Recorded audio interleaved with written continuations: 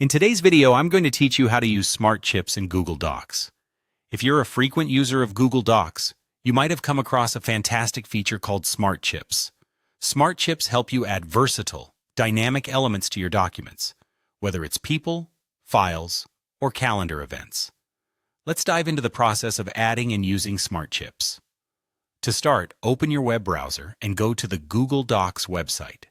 If you haven't already signed in, you'll want to do that first. Once you're on the main page, you'll see options for creating a new document, but you can also select an existing document that you want to work with. Click on Google Docs to proceed. Now that you're inside your document, it's time to get started with adding Smart Chips. Go to the exact spot in your text where you want to insert the chip. It might be handy to think about where a Smart Chip would be most useful.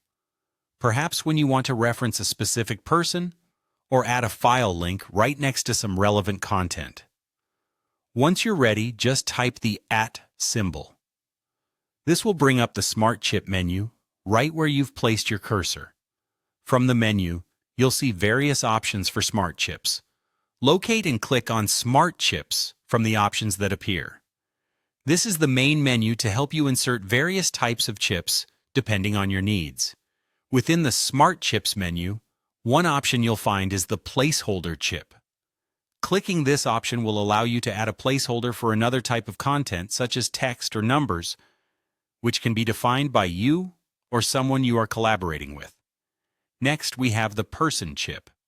Clicking on this will bring up a search option and list of recent contacts. You can quickly link someone's profile and details directly into your doc. It's a fantastic feature if the document requires input or approval from a specific person, or if you simply want to make it easy to contact someone directly from the document.